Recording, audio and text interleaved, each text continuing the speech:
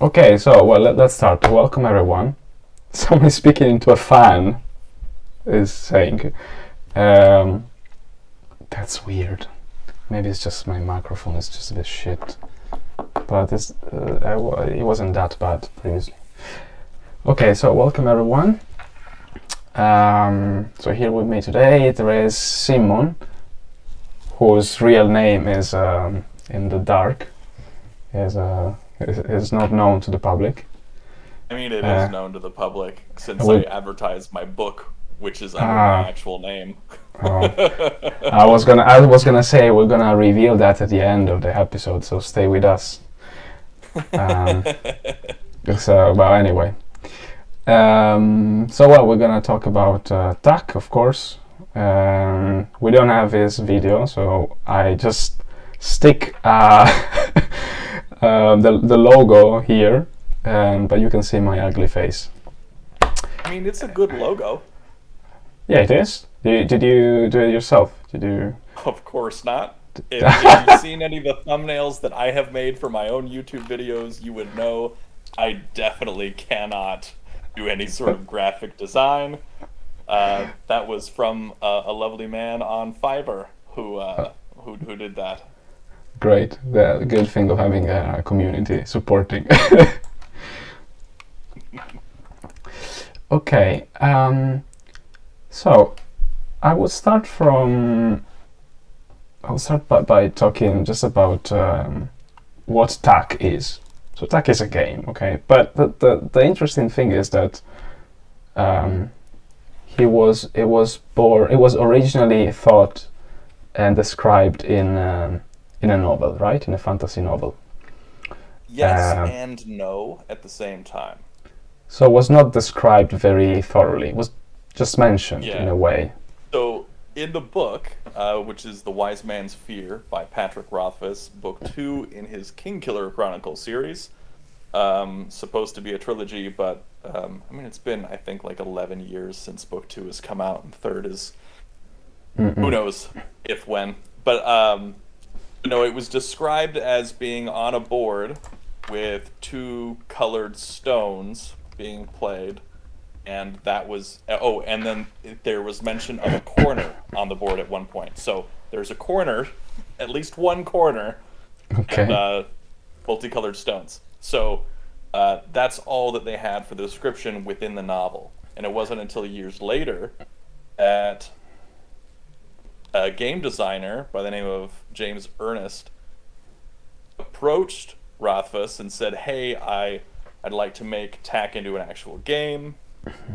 And they had worked together on a separate project previously, and Rothfuss was like, "All right, whatever. If it's good, then we'll do it. If I don't like it, then we won't do it." And he apparently liked it. Okay. In my head canon, which is unofficial and will probably be denied and maybe not real, but in my head, Ernest came up with this really great game and thought, this is fantastic. I need to put this out there. How do I get enough interest in this game? And so he was like, I bet if I contacted Patrick Rothfuss and got him to attach one of his existing intellectual property pieces to it, it would get a nice big head start. And that's how it happened. That's a good idea. I mean, if it's actually like that, because the problem abstract games often have is that the commercialization is a kind of a pain, right? They always they have a more niche community, right? A more niche public audience. How do you know about it, right? How do you find out about this abstract game, especially one that can be easily homemade? Yeah, exactly. I'm actually a bit surprised, off topic, how expensive it is.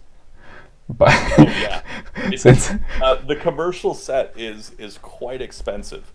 I have been against their high prices for a while. I think that if they had sort of a more affordable set that could be like I don't know, like a cheaper version that they could sell. I mean, currently their new second edition print has 3 boards in it, but they're these cardboard stock boards, they are not very nice. And so if you look at other games, for example, like Shobu is another abstract strategy game, and that has 4 wooden boards plus river stones, and I have it. I have it here actually. But you have it. Okay, you have it. It's a fun game. The quality of the boards. I mean, you get these wooden boards. If you had one wooden board like that in the TAC set, and you could get the same retail price, which is for I think Shobu like $30. You do the same thing. The pieces are the expensive part for TAC since there are so many, but yeah, I should have TAC as well here somewhere. But I can't find. $30 price tag shouldn't be too bad.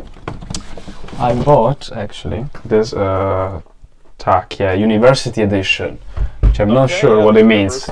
It's just smaller, I guess, right? I'm not really sure. Yeah, it's a smaller set from. Do the unboxing. From before. They've got a new 2nd edition out now that's a little bit different, but yeah, that's. But I mean, I understand that it has to be a bit more fancy for those who read the novel, probably. But at the same time, once it's spread so much, then you also want something a bit cheaper and affordable for everyone who wants to play. Anyway, sorry, I didn't want to. I'm much on board with that. I didn't want to make a crusade about it. It's just it just came out of my mind right now. The good thing is that you can just play online. Oh yeah, sure. Playtax with tons of people all over the world. That's really good. Tournaments, all that sort of thing. And then you can try out the game without having to purchase it. So that's a nice thing. Granted, holding the pieces in your hand is a nice little perk. Mm-hmm. And the website, actually I can show it now. It's quite minimal, right? In the design, right? Like maybe you expect something more elaborate in terms of. Something that reminds you more the fantasy where it comes from, but actually, not really. The idea is to replicate an over-the-board situation, or over-the-table experience. Mm-hmm. It does, actually, very nice. I love to rotate this table around. I really love it. Interestingly, there's some new settings on Playtax right now, and so you can adjust the how things look. So if you go up in the top right and hit the gear, for example, right, they're different. Oh, nice. And you can hit dark mode and hit show table, and then you've got a more and those are the check boxes right underneath the board and pieces menu. You see show what I'm saying? Table. Okay, now I see all the proper the and table. So if you hit dark mode and show table, then suddenly you've got this a little bit easier on the eyes, at least for me. And then the show table is nice because then you got this. It's not just floating in space sort of thing. Yeah, playing in space. So the way we I'm taking credit for designing Playtax, even though I've had absolutely nothing to do with it. The way Playtax was made initially was to replicate this over-the-board experience of playing TAC. So I know people who would play something like chess or whatever online, they have that 2D board, and it doesn't replicate playing over the board because you got this top-down look and it's very different. This one is supposed to be more replicating a real-life experience. However, there are some interesting things that go with it. So like, in order to pick up a piece and place it down, you click on a piece, and then it's in your hand, and then you click where you want to place it, and then it's placed. And that's sort of how it works. And so it's basically just like reaching over, grabbing it, and putting it down, except you don't have to like hold it and drag or anything like that. But yeah, so it'd be nice to have a two-dimensional way to do it, but maybe it's slightly more. Okay. Yeah, well, what I was thinking about, there might be another reason that when you spread the pieces, it might, well, just the fact that there are stacks, it's easier to visualize if it's in 3D, right, rather than. Well, there is a tool called 2D. PTN Ninja, and that is a two-dimensional view. And so if you go to ptn.ninja, you can see this two-dimensional view of a TAC board. And you can analyze games in PTN Ninja in a very, very easy way. PTN, just do ptn.ninja. Yeah, that works, yeah. And so this is actually on a two-dimensional board, and so you can try stacking pieces up. Actually, it works well. That. It works fantastic. It's phenomenal. Personally, I love this. I think it's really great. And it's really, really easy on the eyes, and it's super customizable. You can change themes and colors and all that sort of thing to make things easier for you to see. And you can look at already played games from Playtax right in here, and then go through move by move and try out, form different branches and things like that. Oh, what if I had made this move here instead? How would that have played out? And you can do that right in there. So a lot of really talented developers and designers have gone into to building fantastic tools and AI for TAC. I'm a bit this one is jealous. specifically created by a guy named Gruppler on our Discord, and he's really fantastic. We can even play asynchronous or correspondence games of TAC right in the Discord using images straight from this website. Oh wow! Okay. Yeah, it's really cool. Bots have been made to be able to play within the Discord. It's a really cool thing. Can you play correspondence game using the Playtax or PTN Ninja? Playtax is specifically for live games, not for correspondence. So you can't do correspondence in Playtax. Okay. But you can do it in the Discord. By the way, now I would love to have a way to toggle on Playtax between a PTN Ninja view and then this one. Because this one is great for someone who's brand new to TAC and wants to see what the game would be like in real life, right? Then you can replicate the sort of over-the-board experience. But for people who want to play like a tournament game or play competitively online, the PTN Ninja view would be a lot more, a lot better to play with. And so personally, I think that would be great. However, I mean, there's only so much free time that these developers can dedicate to working on these tools and websites for free, Yeah. So that's it's a little too much to ask. Okay. So it's all free, right? It's all like it's all free. Yeah. Nice. Currently, the USTA, the U.S. TAC Association, is the one that funds the server and hosting and stuff for Playtax.com. And so they do that, and then so that comes from memberships that members of the USTA pay yearly to be part of the USTA, and then they get some perks besides just being able to support Playtax.com. They can play in the members tournament, which we're actually having this year in June, if I'm not mistaken. And the members tournament is one of the qualification tournaments that gets you into the TAC Championship that we hold every 2 years. And so the TAC Championship is actually being held at the end of this year. And the reigning champion, Fwib, or Fwib, as we like to call him, will be trying to hold on to his crown. Okay. There is a lot of tournaments going on, right? Many events. We host so many tournaments. There are tons and tons of tournaments that we host. On Playtax, right? Yeah, they're all held on Playtax so far. What we're doing is we typically hold 3 beginner tournaments per year. And so we're in the middle of the 2nd beginner tournament of this year right now.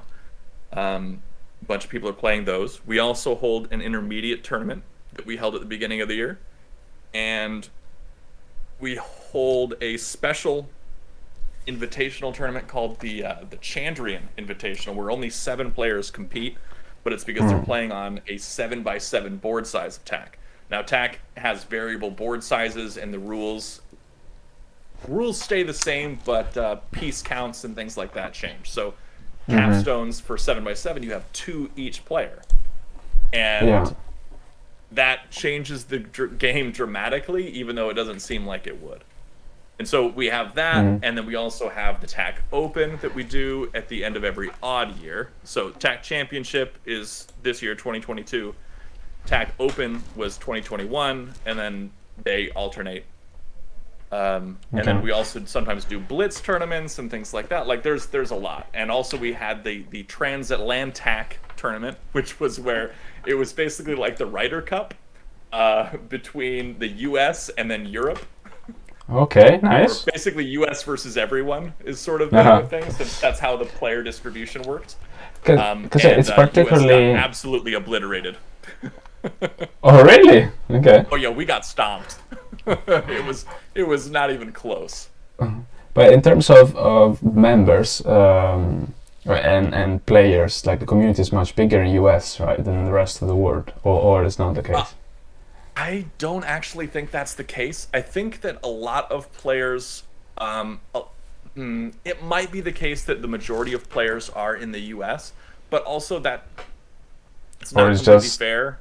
I mean, the US is pretty big. There's like 350 million people here. So it makes sense that you would have a lot of US players, but also the top players, the top level players, the majority of them are not from the US. Okay. And so if you look at like the top 10 or something, hold on, I'm gonna look at the rankings right now. How do you? Of the top 10, let's see, 1, 2, are the rankings 3, somewhere? 4 of the top 10. So if you're on Playtax and and you go to the top right, see there's the parentheses next to the volume button. If you were logged in, you would see your own rating, and you click on the parentheses area. My next to the volume. Yeah, okay, I see the ranking now. Yeah, and so if you hit that, then it'll opens up the ranking. So if you were logged in, it would have showed your own rating. But yeah, so of those, 1, 2, 3, 4 people are from the US. 4 of the top 10. Okay, I'm logged in. Sorry, say again? 4 of the top 10 are from the USA. Okay. The other 6, Europe, Asia. I think every single one of the other ones are from Europe. Okay. Although, so we got the UK. We have 1, 2, 3 from the UK. Although one of the ones from the UK is right now in Australia. So. Okay. But yeah. So yeah. Okay, because the fantasy novel where is the game is taken from. So the author is from US. He's American. Or okay. Yes. But you think that will like make sense then that attack players are mostly from US or I don't know where the novel is particularly famous. It is particularly well known in the fantasy novel community, and it's been translated into a bunch of different languages and is very popular in non-English speaking countries as well. So yes, people from all over, like people from the Netherlands or Poland or wherever, they have all sorts of a lot of folks from Germany as well. That's a popular place. Do you think like there are more people playing because of the game itself, like they got to know the game just because as a game, or there are more people who got to know the game through the novel? So I think that of the people who have played the game once, more people found out about it because of the books. Of the people who continue playing the game, most people, I think it's probably like 50-50 of the people who were active players, whether they were fans of the books first. Because like a lot of people, for example, Will in the chat, he's never read the books. He just likes the game because it's a really good game, and that's a lot. That's the case with a lot of really good players. Even some of like a bunch of the top 15 have never read the books, and so that is a big quality, and that can be a big negative or a positive to a lot of people with that it comes from a book. People will think, oh, it's an adaptation from a book, so it's just going to be this garbage cash grab, not even a really good game sort of thing. But like that really stands on its own, and so I think that honestly, now that it's been out there for a while, continuing to sort of like link it to the books hurts it more than helps it. I see. I never thought about it in that way. So the author, like, as doesn't have much relation with the game itself, right? Like, or does he like the game, supports the game in a way? He likes it. Of the book. And sort of supports it, and there's some licensing stuff that he still deals with, but he doesn't really promote it or anything too much. During he runs a charity, and every year he does this big event, and in the event he will often have a really fancy tack board made by a community member who donates it. Essence of Aaron, his shop, you can buy boards from him, and they're phenomenal. They're really, really high quality. So also the price tag's a little high as well, but they're really well done. But so he donates a board every year, and so they'll talk about that board and things like that. But no, I'd like to get him to promote one of the tournaments at one point. I think that would be really nice, or whatever, because he streams on Twitch playing video games, and so it'd be great if he would, like, host my stream sometime. Streaming a tournament game. Okay. Let's call him and ask about it. Let's get Patrick Rothfuss on the phone. Another question was, so how about the game, like the play in person, like in real life? Are there tournaments in US on the board? So yes, there are occasionally tournaments, but they're basically just limited to Gen Con, which is a convention in Indianapolis, Indiana, in the US, and that happens once a year, and the USTA has hosted a couple tournaments there in the past few years.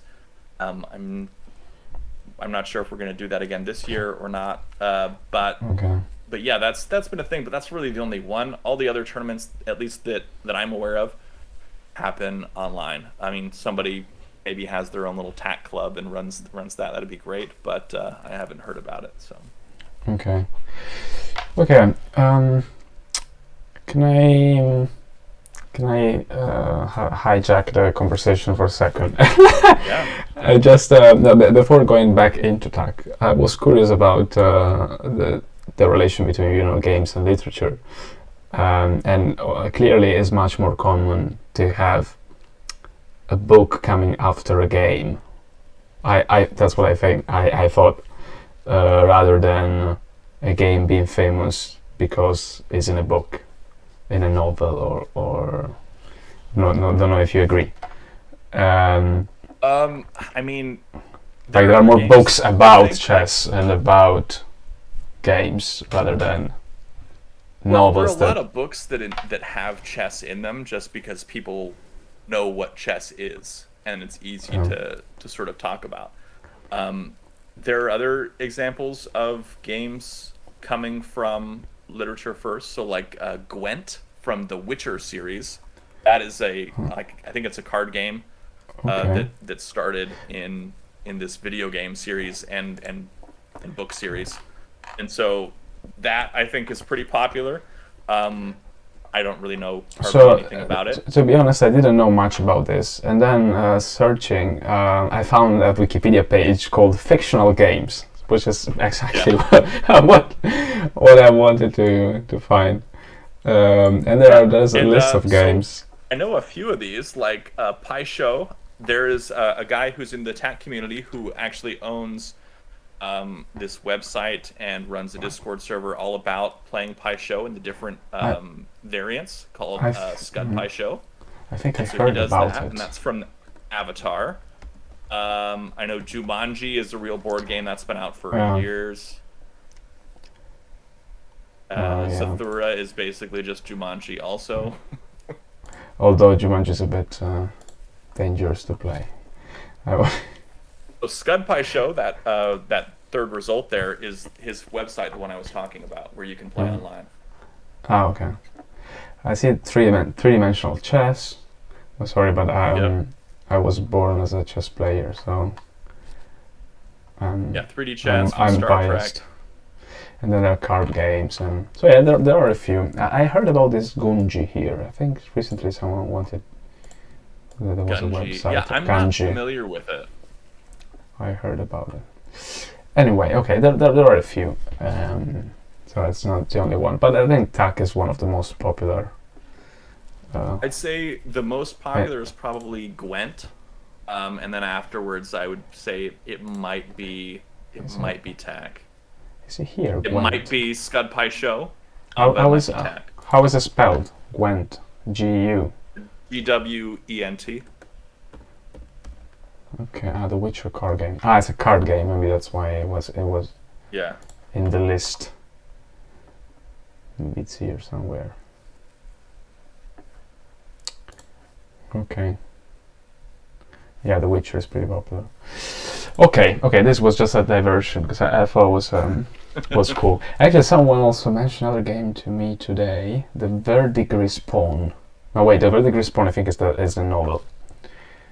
Oh yeah, there's another game that was and coming the out game is called Fist, I think. Yeah, and that was actually designed by the same designer who designed TAC. That's by James Ernest. Oh, that's why I got it as well. Yeah, and he's got a YouTube channel. I didn't know. Yes. James Ernest. I mean. He does. Yes. You could see right now, I think. Yeah, Fist is currently in development, I believe, and it's basically like it's sort of like a chess variant, but yeah, Fist. I don't know. It's still pretty early on, and he says that the rules are very much up to changing. So. Okay. So yeah. Okay. Let's get back to TAC.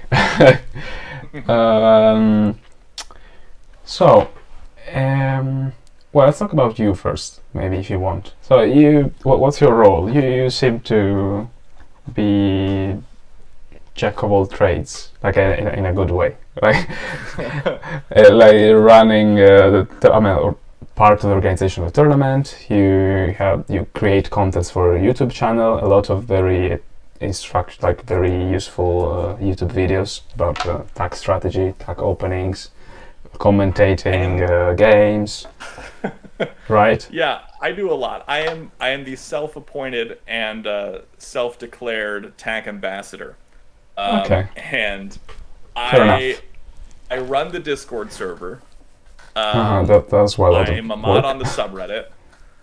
I have the YouTube channel. I have the Twitch streaming channel. I have an Instagram dedicated to puzzles. To TAC puzzles, which are similar to chess puzzles, and a Twitter with like 8 followers, and I think I do some other things as well. I'm on the board of directors for the U.S. TAC Association now. That's new this year. I wasn't previously even a member of the U.S. TAC Association for the past several years. Really? But I decided, why not? But you are from US, right? See if I can affect some change. So. You are from US, right? Yes, I am from the US. I'm in Texas. Texas. Which, contrary to popular belief, does not mean that I am a cowboy or live in the desert. Okay. You seem to have... But I do often begin my videos with howdy. Yes, you don't have a good connection good enough to show your face, apparently. So... No, it's okay. We decided the audio was the most important thing. And I think your voice is also very, I don't know, this deep voice that catch the attention of the audience. Well, I do try. I like it. I like it. Should we talk briefly about TAC itself? So TAC is a connection game. Can I call it connection game? Or it definitely is a connection game. Because there is a bit of so that you can describe games by their mechanics or their goal, or there are other ways as well. So you could say it's a connection game, but it's also a stacking game, right? In a way. Sort of, yeah. So there's a couple things about TAC that make it a little unique and a little interesting. I was speaking with a very, very strong chess player. I think he's like 2200 or 2300 in bullet chess, and he's actually in the beginner TAC tournament right now. And so I was talking to him about it, and he said that one of the things that he really thinks is really neat about TAC is that you're trying to make this road and you're trying to make this connection from one end of the board to the opposite end, but also you are thinking about flat count because there are multiple win conditions. And so if the game does not end in a road or a connection, then you do a flat count, and that game ends when one person runs out of flats or reserves, which are the pieces off to the side, or when the board is completely filled and no empty spaces are there. And so since you have multiple win conditions, you have to think about different things, and so that makes it a little bit different, a little bit interesting.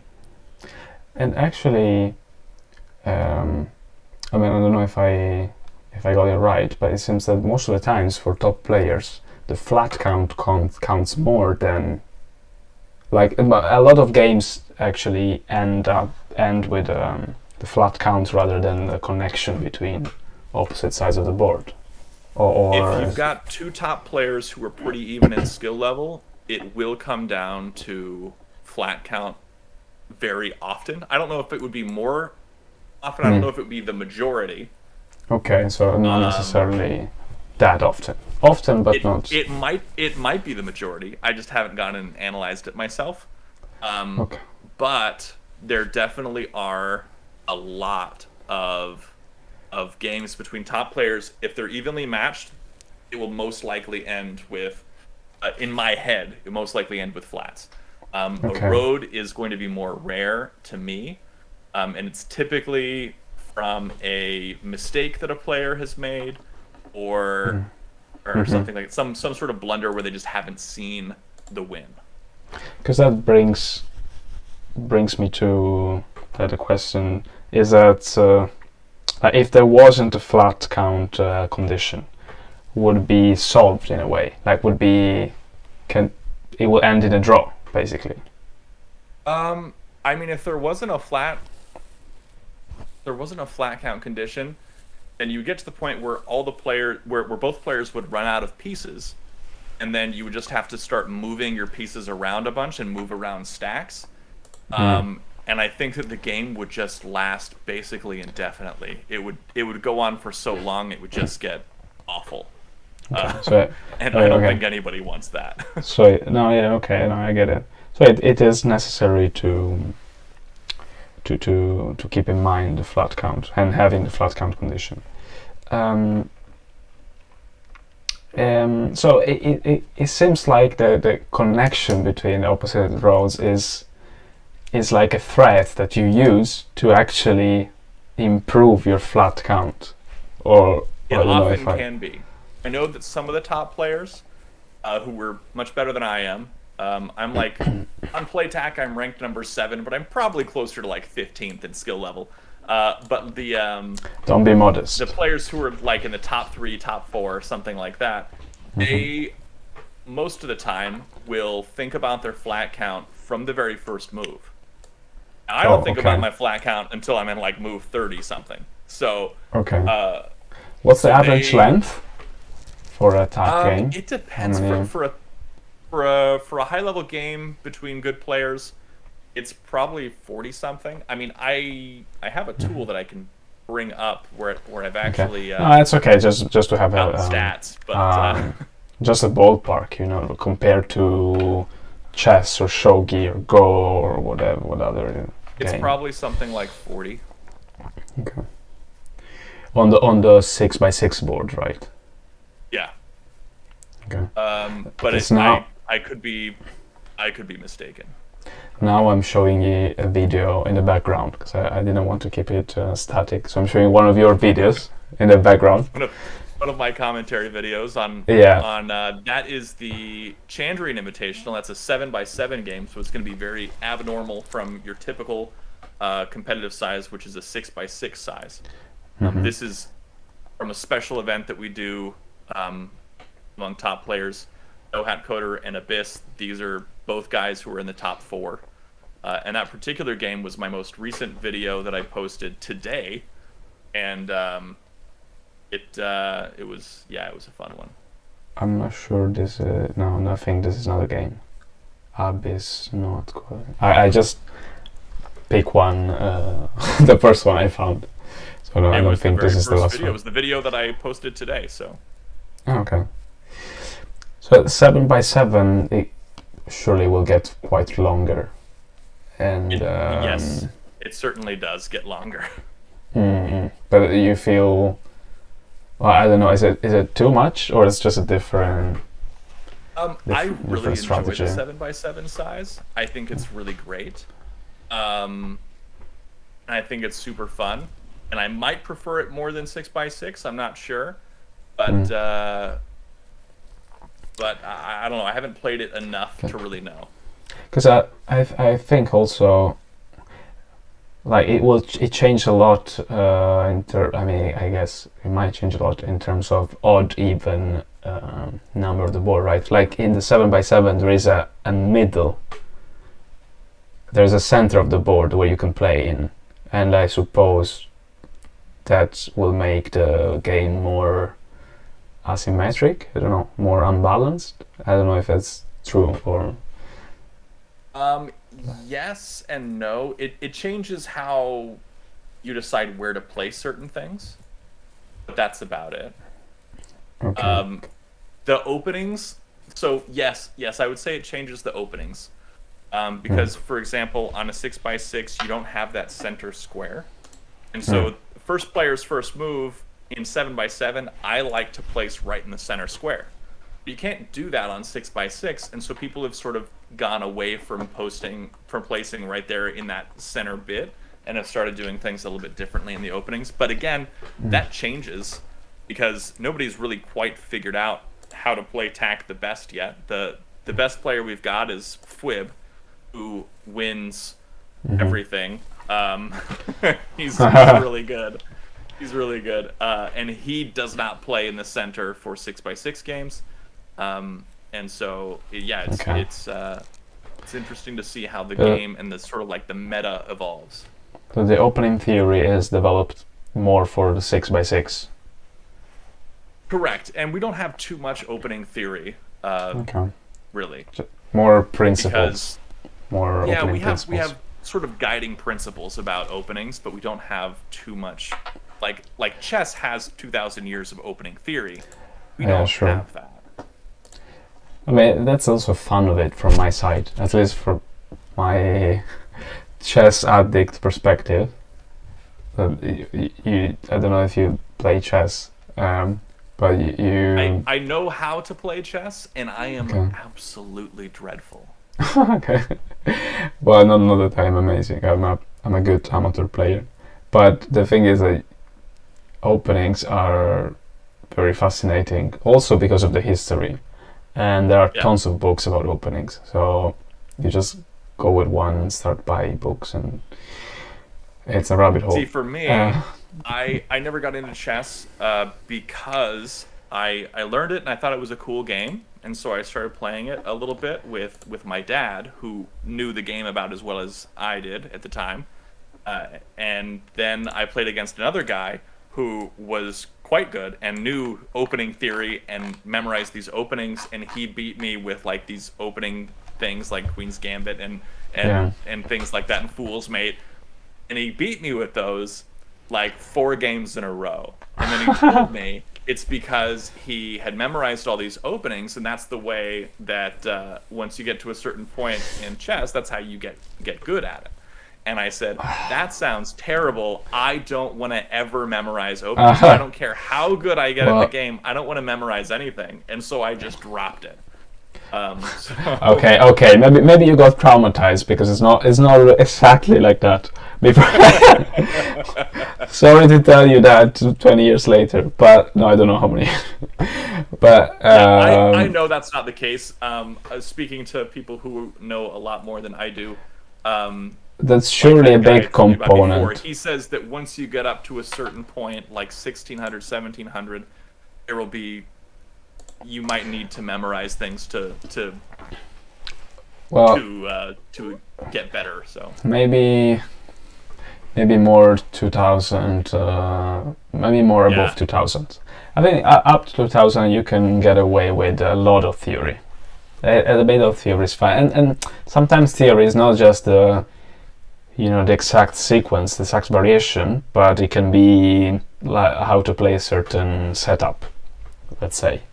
And so the exact order of the moves, maybe they don't matter as much. So can we just give, I don't know if you like, a quick intro to the openings in TAC, right? Because also I connect to another question I wanted to ask you. There is a quite interesting initial initial, how you call it, like so it's not a pie rule, but so you basically your first move is with your opponent piece. So you place your opponent piece first, right? Yes. Or am I, okay. Oh, well, I thought for a second I was totally wrong. I was bullshitting. Okay. Okay, go for it. Explain yourself. No, you got it right. So the openings for TAC is the first thing you do is place your opponent's piece. Now, after that, usually resumes as normal. Okay, and usually the first piece is your opponent, so you want to place it in the worst place possible, right? And almost always, people will be placing that in the corner. Okay, that's so whatever corner. So if you're first player, you will place likely the first stone in the corner, and then after that. And white will put it in another corner, I suppose. Yeah, typically either adjacent. Adjacent corner is the most common. Opposite corners, some people do. And then there's also another theory, and that's to place it right next to the first piece placed. That one hasn't been explored too much. That one we like to call the hug. The hug, the okay. Hug opening, since you're hugging Makes that sense. other piece really from the beginning there. So. Can I? Oh wait, I don't know if you use Playtax properly. Can I? Yeah, if you hit the undo button at the top, you can do that there. That one. Okay. And so. So this is the hug, with a white piece just next to the black piece. Flat, the white flat next to the black flat. Also, it's a lot easier if you wanted to manipulate a board and mess around there. It's easier to do that in PTN Ninja. Okay. Okay, let's go back. Let's go to PTN Ninja. Okay, so let's say A1, A2, and then white would cover, but it's not a problem. It's not an issue. Yeah, and so another thing that you want to think about is in the early game of TAC, making flat-on-flat captures is not that great of an idea. Okay, and this so is something I understood late. Coming from a background of like chess or something like that, you think, yeah, you want to make these captures when they benefit you and that sort of thing, and a capture is a good thing. A capture is not always a good thing in TAC, because when you create a capture, you see that you've captured onto that black flat now, but black now has the opportunity to get that flat back and use it in a stack and in a stronger move potential. And so being able to use the captured pieces later on in the game, what really you're doing when you're capturing flat on flat is you are creating liabilities for yourself. And so sometimes those liabilities are worth it. Often they are not worth it. And so it is sort of this balance that you have to think about. And that's one thing that beginning players typically get wrong, is that they make a lot of these captures that they don't need to make. And then they kind of mess themselves up later on. So the thing is, you control a stack if your color is on top, but if you collect too many, like if you capture too many of your opponent's flats, then you kind of have to release them at some point if you want to move it, right? That's correct. Yeah. And then they will end up how the order of the pieces are stacked as well. Yeah. And how many are in the stack. So there is a rule there for stacks. So a stack can go as high as you want it to go. in attack. It doesn't matter. It could be 25 pieces high. Doesn't matter. However, you can only pick up from a stack a number of pieces equal to the length of the board. So in the example that you're playing right now, it's a 6x6 board. So you could pick up to 6 pieces from any one stack, and then spread them out in a straight line, leaving behind at least one piece behind on every square that you travel. Okay. So you have always to really at least one piece, and after your first, so once you pick up 6, you can bring the whole 6 stack down one without leaving one behind. But after that first move, you would have to leave behind one flat. Okay. I don't know if you look in my terrible game. I am. It's slightly delayed. I'm glad. So you can't tell me off too bad. But I'm just playing completely random, just trying to stack enough pieces on top of each other. For sure. Okay, now I got like 1, 3, 4, 5, 6, 8 pieces. So what I can do is to. So if you'll notice on PTN Ninja, you have the way that the UI is functioning is that you've got that stack, and the big pieces are what you can pick up. So the carry limit 6, you're seeing 6 pieces. The little small ones off to the side, that's what's below that big stack, and those are the pieces you can't pick up now. You don't have that clever little UI tool in Playtax, so you got to actually count your stacks and make sure you're getting the right numbers. In PTN Ninja, it's much easier. Okay, makes sense. Very nice. So I'm leaving one on the same square, and then the other one. So you could pick up the whole 6 and move it down first without leaving one there. Okay. I could just put everything in the next square. Yes. Okay. And you can release them in whatever order you want, as long as you're doing it in the right order, I guess. But you're not forced to leave anything on your initial square. No. But you can if you want. Okay, it's basically just taking a different amount of a lower number. So instead of lifting up 6, you could lift up 5 instead and move the 5. Okay. Because I find that there are so many possibilities. If it was forced to drop just exactly 1 per each, then maybe it would be easier to calculate. But here you have to think that at every square there is a certain number of pieces that you can drop. Correct. And so that's exponentially. What makes TAC a really cool game, and what really increases the branching factor of TAC. So branching factor, I'm sure you're familiar with as a chess player, and somebody did some math. They took an average game of TAC from some players who were pretty decent, and they calculated the branching factor on that. I don't know if it's accurate, but because I feel like that would be a lot of computation power that I don't even know if they have. But anyway, so they did that, and then they did.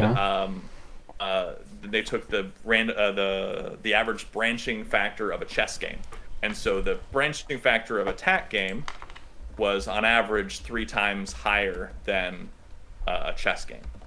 And so the branching factor is much higher, but also that changes from game to game, because some games will have very few stacks, and then the branching factor will probably go down. Other games will have a lot of tall stacks, and the branching factor will go through the roof. And so you can get some really complex games in there for sure. But in general, the game is incredibly easy to learn.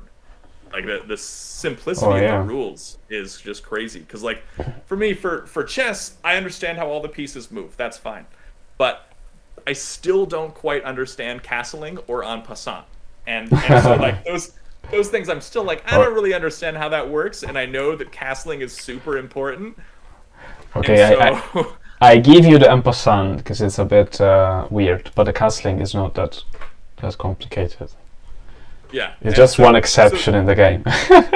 So those are these sort of fringe rules that TAC really doesn't have, and there's like 3 rules basically to TAC, and then you're done. Sure. Yeah, it's a bit. So that's why you can learn the game in 2 minutes. Mm-hmm. And so you got this game, and you picked it up, and you learned it in 2 minutes, and then now you've got your whole life to try and get better at this game, and you can always improve because there's just so much depth to it. But you know that at some point the opening theory will come. I don't wanna. Yeah. I don't wanna discourage you, but that's I think it'll be cool once it finally does come. I mean, people have. So in the past few years, we've had some opening theories, sort of like standard openings that have been going on. Like in one of the recent TAC tournaments, I think the TAC Open maybe of 2021, maybe 2020, everybody was doing the same openings basically, and so they would play the first like 6 moves would almost be identical in every single game. And you're thinking, oh great, oh here's the mirrored opening again, which is what I called it. And I get to name these things because I'm the only one who streams it, and so so the mirrored opening, everybody would do this, and it was like that was like the thing, everyone did it. Then I thought it was something like this. I'm showing it now. Well, I don't know exactly but I think I've watched some games like this. They would do the adjacent corners, then they would go D3, and then C3, and then D4, and then C4, and that's how it would go. And exactly so what I did. That. Now, people are doing it slightly different, and so some people might play that sort of mirrored opening, maybe, but it's not as common anymore. And now people are starting to branch out and do different things, starting to do something that we call the Knights opening, which is where instead of placing it up in one of those center 4 squares, they'll instead place it one Knight's opening away, one Knight move in chess away from that starting square. So instead of being up there at D3, it would be over at E3. E3, okay. Because you're kind of trying to connect the south to north, like top to bottom. So there's different strategies. Right now the Knight's opening is pretty strong, or the people who use it happen to be very good. Either or. Yeah, it's always like that to the beginning. You never know until. And so we don't know really what's the best, and it's great that there's so many variations of this. But I think one of the great things about TAC is that because there are so many options for your first moves, that there's always going to be a lot of variability. So for chess, you have a very limited number of moves that you can do at the beginning. You can move any of the front pawns, or you can move your knights, and that's it. With TAC, you've got 36 different squares you can place in, or you can move your existing pieces, and so you've got significantly more moves possible. And so I think that's where you get a greater variety in terms of openings. Higher Some of them branching factor are as crappy well. openings, but they do happen. Yeah. I mean, it's harder, like, a bit similar to Go. I would compare it more to Go than chess. Maybe. Absolutely, I would definitely compare it more to Go than chess. But I know even less about Go than I do than chess. So I'm trying to avoid the subject. Yeah, okay, not that I know much, but I mean, I guess it's harder to distinguish, like here in the opening, between the E3 and D3. Like the difference is more subtle than for chess playing D4 or E4. Like just to say something stupid. Because at the beginning it's all empty and everything sounds quite okay. Like, it looks okay. I don't have much experience, so. But like, what if one just goes for as creating just a corridor? Black can easily stop it, right? Like it doesn't make much sense. If I play F1, F2, F3, F4, then at some point Black will put the capstone probably in the middle, and then, like, not in the middle, I mean stopping this corridor. And then where do you go from there? Yeah, right. I mean, so it's a silly strategy. Again, the branching factor is huge in TAC, and because it's an additive game, it just gets more and more complex as the game goes on. You don't fall in these like mate traps and things like that, or mate webs. I forget what the word is. and so you get What? the games will end in different ways all the time. And so I think that's another Yeah. thing that makes TAC really neat. That's cool. So why do you think that James Ernest decided to, well, I don't know if he designed this way, that the first two moves have to be swapped? Why you can't just play? So he did the majority of his playtesting on a 5x5 game board. That's the great size to learn the game on, and it's a nice casual size to play on. But it does significantly benefit the first player on a 5x5 board. And so swapping the first move helps mitigate that first player advantage. However, I believe on the 6x6 board, it might actually increase the first player advantage, but we haven't done enough testing to really determine that. Are there statistics, like you have some data about the first player advantage? So I do have data about the first player advantage, yes. So I recently published, let me check quick. I have built a tool. I'm a data analyst as my job. That helps. Yeah, I built an analytics tool to help break down games in TAC and things like that. And I don't have it pulled up right now, the tool. That's pretty cool. I do remember that I talked about first player advantage in the Wikipedia of TAC. And let's see where we got here. So on a 5x5 board, first player advantage is about 56% for those whose ratings are 1600 and above.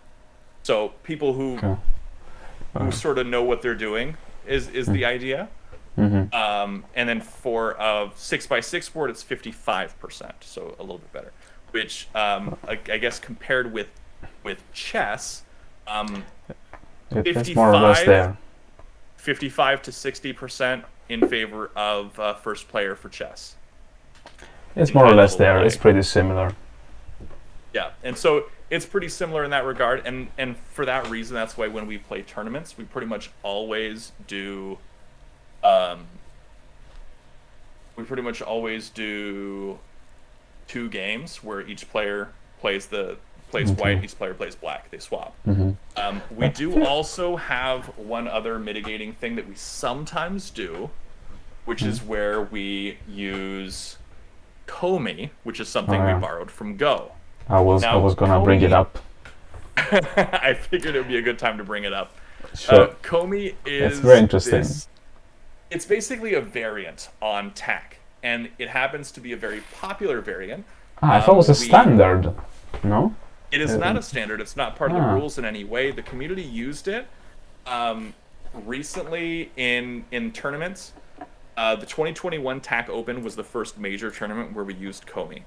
And we used a Komi of 2. And in the case of TAC, what Komi does is it gives black, or second player, a number, in the usual case 2. For example, in this game right here and that you're watching the YouTube video of, Komi is 2. So black gets 2 added to their flat count score at the end of the game if the game does not end in a road. And that kind of gives black a little leg up on flat count at the end. So all he's got to do is survive and keep his flat count up until the game goes to flats, and black can sort of maybe eke out a win there. But because of the initial momentum of white, that becomes harder. And so we've basically landed on 2 as being a pretty decent Komi amount. And it helps even things up and makes it so it's not too difficult for black to win between 2 even players in terms of skill level. Okay, that's pretty interesting. Because I was wondering where the number would come from. Yeah, and so trial and error basically. 2 is what we've landed on. Maybe it'll change in the future. Who knows? But yeah, the guy in the chat, Will, he recently built a bot called Willem Bot. And that's not just a vain name. Willem is actually a character from the books as well. Though he got that information from me. He hasn't read them. So he built a new bot that's basically like AlphaZero for chess. It's self-taught. it played against itself. However, Monte Carlo many neural times. networks. Okay. Yeah, it's a neural network, and so it played itself a bunch of times, and it currently plays on a 5x5 board size because he was testing it out, and he's very new to the TAC community as well, and so he's doing 5x5, and his bot plays with I think 2 Komi, and it's very, very strong, and then he's currently training it to play 6x6, so that's pretty cool. I'm really excited to see it get into 6x6 and see how it stacks up against some of the other bots. But also, it's one of the only bots that actually takes into account Komi, because none of the other bots do. And so that is something that is good to know and good to look at. And is this approach is this bot, or you don't know yet if it's better than the other ones, or is it? Don't quite know yet because there's no real way to test it. Again, when it plays 5x5, it plays with Komi, and the other bots don't know how to play with Komi. So even when they're playing 5x5, they don't know what Komi is, and so they might think they're winning. True. So yeah. Will bot gives large advantage, says Will. What do you mean large advantage? He's saying that to first player. He says that but so you will need more Komi.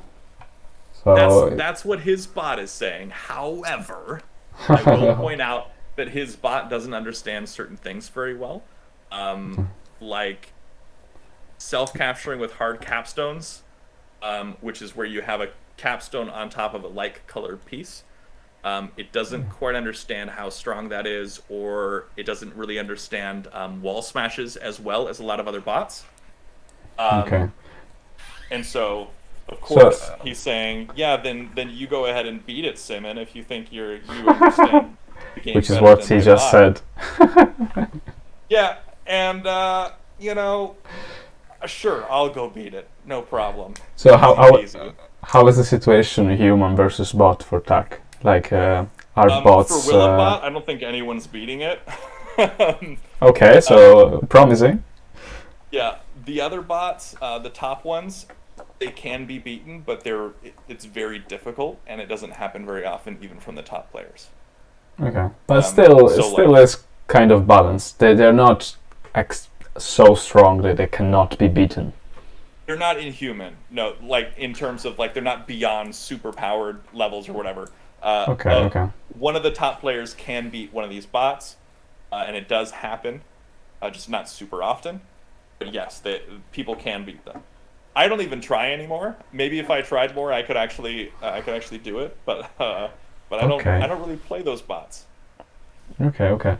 Do they also have like an evaluation function? I mean, something that will tell you, like, that you can use to analyze your games, and they suggest you move or something, like an engine. Yes. Or you can. So one of them, I believe the top bot right now, Tiltac bot, does have an evaluation engine, and you can plug your games into the Discord and have it analyze the game that you've played, and it'll say, hey, this is my analysis of your game. However, another caveat, that bot doesn't understand Komi, so if there is Komi in the game, it's like, this is analyzed with 0 Komi, so if you're playing with Komi, it's not going to be right on. And then Willembot also has an evaluation function, though I think Will has to run that manually and then like send it to you. But it'll analyze the game and tell you stuff about it. Okay. Cool. I need to play more about it. It just came to my mind that I always consider a connection game, but given this extra winning condition, in a sort of way, it's also a territory game. Correct. So it's a territory game and a connection game at once. It's really peculiar, and as a stack. There's a stack element. There's that three-dimensional element to the game that really changes it a lot as well. And then again, like I said, also making it so your captured pieces are still in play. That's a big one as well. And so it's pretty cool. Yeah. Also, I have got here the book. Oh wait, you can't see now. I need to change my camera. I can see it. You can see it, but wait. this book, Mastering Tech. Yep. That clearly I haven't read properly, but Well, that was written by Bill or Rabbit Boy 84 a few years ago, and he wrote that to sort of explain some basic principles and have some puzzles in there and things like that. And he wrote that a number of years ago. He is the current president of the U.S. TAC Association, and he's a very strong player. I believe he is ranked like number 6. I think. There are a lot of diagrams. Yeah, he's got those are from PTN Ninja. If you can. Yeah, it looks like and it's commented move by move basically, for a few games. So yeah, he does annotated games and things like that. He's a really strong player, and he really understands his stuff really well. Are there other books around? Is there more TAC literature? In terms of strategy guides and things like that, no, there are a few blogs. There's the Didactic blog, which publishes one puzzle every weekday, and it's got literally hundreds of puzzles. And it's fantastic, and they're posted on the subreddit and on his blog and on the Discord server every weekday. And then I take those puzzles and I recreate them on a physical board, because he does it in PTN Ninja, and I recreate them on a physical board and I take a picture and I post it to Instagram. Okay. Oh, but so you don't make this puzzle yourself? You don't create I don't the puzzles? make the Instagram puzzles myself. I do have puzzles that I do make myself that are separate, but those are specifically for Patreon followers. Okay, of which I have like 3. So, you 3 out there, you know what you're doing. You know all about those puzzles. But no, and then there's also some written strategy guides. There's one by No Hat Coder that is very, very short. It's just a couple paragraphs, but it's phenomenal. I always credit it from taking me from a below average player to slightly above average. And I still consider myself slightly above average. But his strategy guide definitely took me out of being just terrible. And then there's also, of course, the best resource available, which is the TAC University series of my YouTube channel. Of course, that's what I'm showing right now. Yeah. Wait. Is your channel, and TAC University is basically it's just one kind of videos, or. Yeah, so my channel has a lot of different series. So I'll have tournament commentary for each tournament, and those are, and I put everything in specific playlists so people can organize it and find the games they want, things like that. So I've got beginner tournaments for each year and quarter and things like that, and then the TAC Opens, and then I've got Blitz tournaments, and I've got TAC University, which is all about teaching basic strategy, tactics, and that sort of thing. And then that's a separate series and playlist that I do on the channel as well. Oh, I have to change it. Yeah, I'm showing it now. For example, now I'm showing a video about Tinu, or I'm not sure how it's pronounced. Tinue. Okay. Where does it come from? So the word. Yeah. Yeah, Tinue is actually a word from the books. Okay. I actually coined the term for TAC. When the game came out and we were, it was in Kickstarter and it hadn't been physically released yet, people were playing on Playtax.com. And people were playing this game and picking up things, and while we were playing, I coined that term, and there were a couple other terms that were coined around that same period of time, but Tinue, specifically in the books, is a city, and it's like this legendary city that no longer exists, but there's a saying that says all roads lead to Tinue. Okay. And so my thought was all roads lead to Tinue, so clearly if you're in a position that's basically like checkmate, that should be called Tinue, because we can't call it checkmate. So we're going to call it Tinue. And so I called it Tinue, and I championed that pretty strongly. And you copyright that. Okay. Fine, yeah, it makes sense. It's bad when you copy everything from like the jargon from other games. It's cool that you have a novel to be inspired by. Yep. Maybe we did use Comey though, because we figured that would be easy for fellow abstract players to To understand. Mm-hmm. And also, I didn't really want to keep calling it stuff from the books, because at the time it was great, because it was when it first was released and I was so excited about it, and it was a book thing, and I hadn't really played it that much, and I only found out about it because of the books. But because of my current thought process of it might be nicer to separate from the books and sort of be more of a standalone game, I wanted to use something that wasn't from the books itself. Okay. Well, at some point there will be for sure a Simmon opening, right? There is something similar. We call it Simmon's Gambit. And it's an opening. It's an opening that I came up with during the last TAC Open, and I played it when I was black. It's sort of a defense against the mirrored opening. Instead of playing the mirrored moves. Sorry, but now I want to know it. Can you show it to me just quickly? It's in my TAC Openings Part 2 video on TAC University. Okay, no, I have to go there. Okay. No, it's A1. it's not F1. it's not particularly good. I'm gonna say that right now. It is not a good way to play. Don't do it. However, I had some good success with it in the tournament because no one had ever done it before, and so people didn't know how to respond. And so while they were thinking, "What the heck is he doing?" they were also running out their time and trying to think about how to respond to this. And I had this planned out of how I was going to respond to different things ahead of time.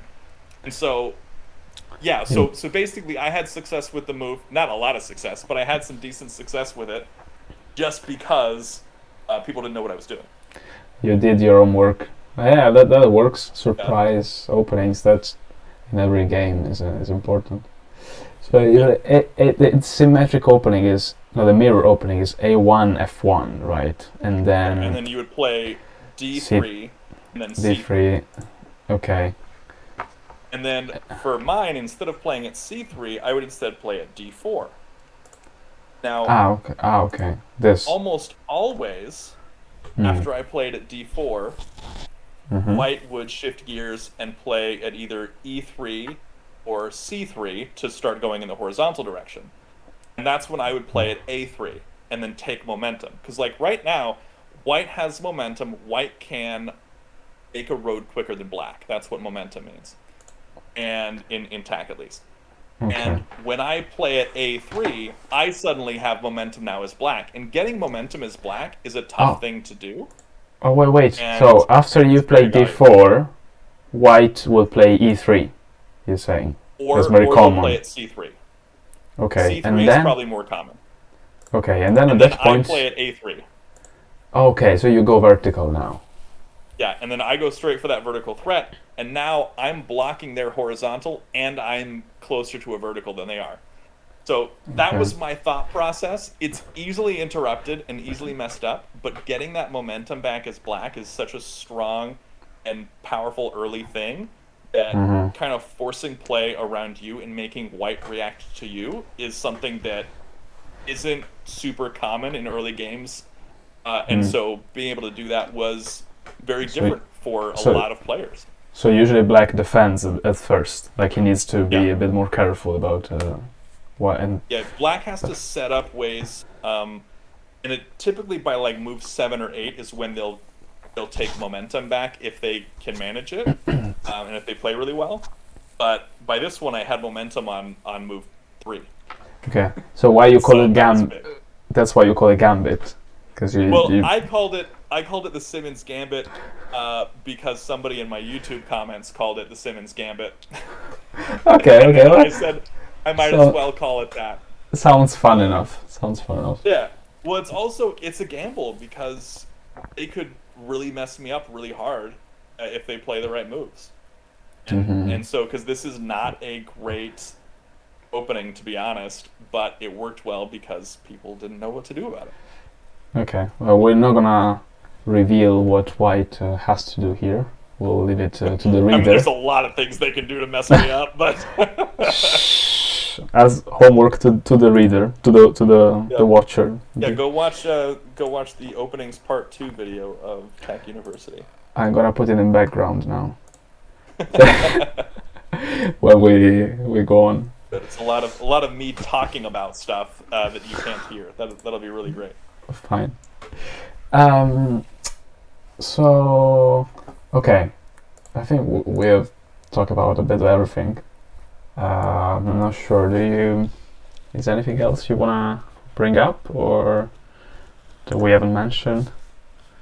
I wanted just to finish. I wanted to ask you about you in general, like if you like other games, and you mentioned that you wrote a novel as well.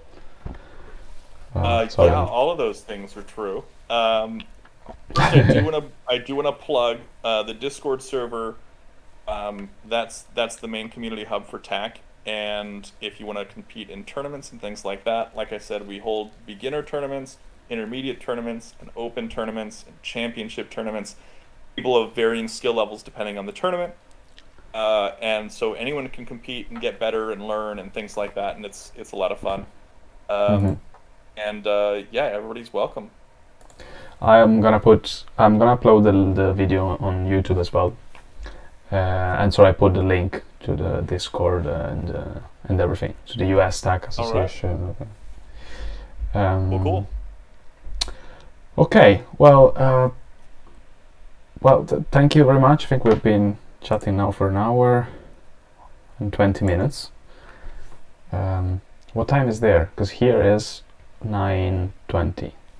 There is 3:20 in the afternoon. I might go for dinner then. 9:20. You're having dinner? I'm a bit hungry. That is several hours after I would eat dinner. So yeah, I can imagine. So. Well, the UK time. I'm in London. The UK time is like 7 p.m. The typical dinner. And but I'm from 9:30. Come on. I'm from Italy, so my gene would scream at me and say, "Well, what are you doing? You should eat at 9 or 10." But that's because you have a snack after lunch and stuff, right? Well, it's all shifted, and yeah, we also have some snacks. But since I live here, I kind of got used to 12 for lunch and 7 for dinner, so I'm hungry as well now. Anyway, sorry. I can understand like 1 out of every 10 words in Italian. like pizza or well, I speak Spanish, and so there's a lot of okay. Well, then definitely you can understand a lot of it. I start to learn Spanish. By the way, you're welcome. You're welcome for tomatoes. Those come from the Americas. Oh, thank you very much. That was all my doing. Potatoes as well, right? No. Yeah, potatoes as well. Okay, but we don't want to make a war right now about potatoes and tomatoes. Okay, thank you very much again. I'm so happy we talk a bit about TAC and you explain a bit more things that I would ask you in private, but now we put it in public together with my ignorance and everything. And I hope for everyone it's helpful. And yeah, good luck with everything. I hope I'll get some time to play more TAC as well. Myself, I mean. Yeah, we'll you see. need to. I'll pop by in the server more, hopefully. Do it. And compete in the next beginner tournament. Oh yeah, I wanted to. It was like 2 matches a week, right? 2 matches a week. Yeah. Or something like that. Something like that. And you basically coordinate that with your opponent so you can play at any time that works best for you guys. So the only tournament I played, TAC tournament I played, was the MSO last year, the Mind Sports Olympiad. But I played in the MSO last year as well, and that was different. What do you mean? Well, that's because all the games were played in a row. Yeah. It was a big event. It was a bit tiring. Hours. Yeah. I played those games while on work calls. Because they were in the middle of my work day. But there were not that many players. But I think there were 2 or 3 strong ones, right? Yeah. So, yeah. But it's not this year in the Mind Sports Olympiad, I think, right? Nope, it is not. No. They don't really understand TAC, and so they have to have one of the TAC people run it. And so either me or typically Arch Venison or somebody else who's accustomed to running tournaments, they have to have somebody like that do it, and they didn't want to do that this year. Well, hopefully next year again, or maybe in person. You know that there is the event in person as well at the end of August. Yeah, well, TAC tournaments by themselves are better than the MSO. Come on. Well, anyway, okay. Thank you again. Thank you very much, and thank you everyone for watching. I'll upload the video on YouTube soon. See you. Adios. Bye.